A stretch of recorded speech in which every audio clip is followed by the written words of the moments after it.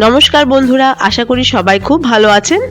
শীতকাল আর বাঁধাকপি চলবে না, এটা হতেই পারে না। আমি আজকে তাই জন্য একটি বাঁধাকপির প্রিপারেশন নিয়ে চলে এসেছি, ইউনিক রেসিপি ননভেজ ক্যাবেজ। চলুন তাহলে শুরু করা যাক আজকে আমার রেসিপি। কেমন লাগলো বাড়িতে অবশ্যই ট্রাই করবেন এবং আমাকে জানাবেন। ভালো লাগলে অবশ্যই একটি লাইক অ্যান্ড সাবস্ক্রাইব।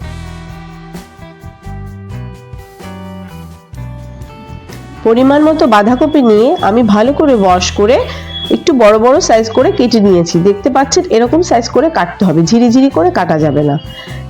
এবারে আমি একটি প্যানের মধ্যে 250 ml মতন জল দিয়ে দিলাম এবং লবণ দিয়ে এটাকে বয়েল করব। বাঁধাকপিটাকে আমি কড়াইয়ের মধ্যে নিয়ে নিলাম। এবার ঢাকনা লাগিয়ে মোটামুটি 3 মিনিট পর্যন্ত সিদ্ধ করতে হবে। পুরোপুরি সিদ্ধ করতে হবে না, মোটামুটি 70% সিদ্ধ করলেই হবে।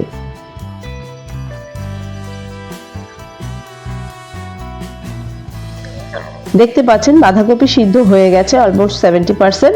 এবার আমি একটি স্ট্রেইনারের সাহায্যে বাঁধাকপিগুলোকে ছেঁকে নেব।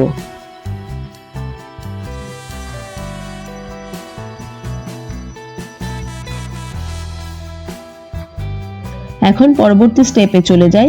আমি ওভেনে একটি ফ্রাই প্যান বসিয়ে তাতে খুব সামান্য তেল দিয়ে নিলাম। এবার ক্যাপসিকাম, পেঁয়াজ একটু হালকা ফ্রাই করে নেব।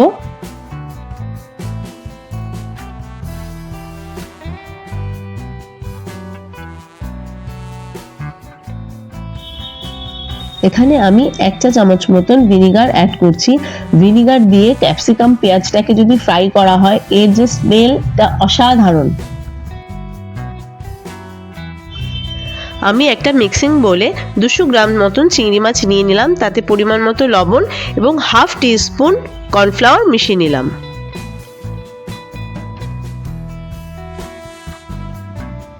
এবার চিংড়িগুলোকে ফ্রাই করার পালা। আমি প্যানের মধ্যে খুব সামান্য তেল দিয়ে নিলাম এবং চিংড়ি মাছগুলোকে ভেজে নিলাম। চিংড়ি মাছগুলোকে খুব বেশি ভাজবো না, বেশি ভাজলে চিংড়ি মাছগুলো স্টিফ হয়ে যায়। তাই জন্য আমি 2 মিনিট মতন এপিট ওপিট ভেজে তুলে নিলাম। ওই প্যানেই আমি 2 টেবিল চামচ পরিমাণ তেল নিয়ে নিলাম। এবার তেলের মধ্যে একে একে সব উপকরণগুলো দিয়ে দেব। প্রথমে 2টো এলাচ একটু ফাটিয়ে দিলাম। আমি 2 থেকে 3টে কাঁচা লঙ্কা কুচি করে দিলাম। 5 থেকে 6 কোয়া রসুন দিলাম কুচি করে এবং আদাও 1 ইঞ্চি পরিমাণ খুব ভালো করে ঝিরিঝিরি করে কুচিয়ে দিয়ে দিলাম। এবারে আমি খানিকটা মটরশুঁটি দিলাম এবং স্প্রিং অনিয়ন খুবই সামান্য দিয়ে দিলাম। এবারে মটরশুঁটিটাকে নরম হওয়ার জন্য খানিকক্ষণ ঢাকনা দিয়ে রেখে দেব। এবার ঢাকনা খুলে আমি খুব সামান্য ধনেপাতা অ্যাড করলাম এবং কিছুটা পরিমাণ রেখে দিলাম, পরবর্তীতে কাজে লাগবে। এবার চিংড়ি চলে এসেছে সবার সঙ্গে মিলেমিশে থাকবে বলে। সব উপকরণগুলো এখন আমি ভালো করে মিশিয়ে নেব।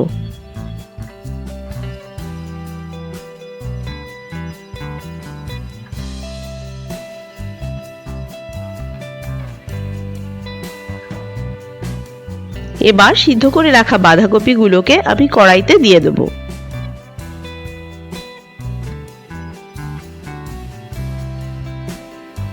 এবার ভালো করে বাঁধাকপিগুলোকে নেড়ে চেড়ে আমি পরিমাণ মতো লবণ এবং 1 চা চামচ পরিমাণ চিনি যোগ করলাম।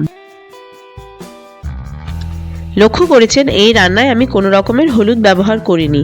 হলুদের রং এবং ফ্লেভার কোনোটি এই রান্নার জন্য উপযুক্ত নয়। ঢাকনা দিয়ে আমি 2 থেকে 3 মিনিট পর্যন্ত রান্না করে নেব।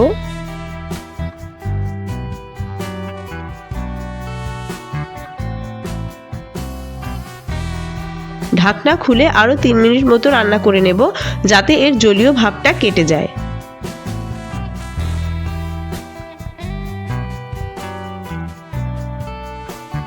একটি টমেটো আমি এর ভিতরের দানাগুলোকে বাদ দিয়ে খুব ছোট ছোট করে কেটে নিয়েছি, সেটা দিয়ে দিলাম। এবারে আগে থেকে ফ্রাই করে রাখা ক্যাপসিকাম এবং অনিয়নগুলোকে দিয়ে ভালো করে মিশিয়ে নিলাম। ধনে পাতা যেটা রেখে দিয়েছিলাম তার থেকে কিছুটা পরিমাণ ছড়িয়ে দিলাম এবং স্প্রিং অনিয়নেরও কিছুটা পরিমাণ ছড়িয়ে দিলাম। 3টে কাঁচা লঙ্কা চিড়ে দিয়ে দিলাম এবং ভালো করে মিশিয়ে নিলাম। সব শেষে খানিকটা লেবু রস উপরে ছড়িয়ে দিলেই হয়ে গেল আমার ননভেজ ক্যাবেজ। এখন ডিনার টেবিলে রুটি, লুচি অথবা পরোটা যে কোনো কিছুর সঙ্গে এই রেসিপিটি অ্যাপ্রোপ্রিয়েট। চলুন এখন প্লেটিং করে নেই। সত্যি বলছি, ননভেজ ক্যাবেজের রেসিপিটি এতটাই টেস্টি যে ডিনারের মজাটাই পাল্টে দেবে। আজকে চললাম, পরবর্তী কোনো নতুন রেসিপি নিয়ে আবার আপনাদের সঙ্গে দেখা হবে। ততক্ষণের জন্য টাটা।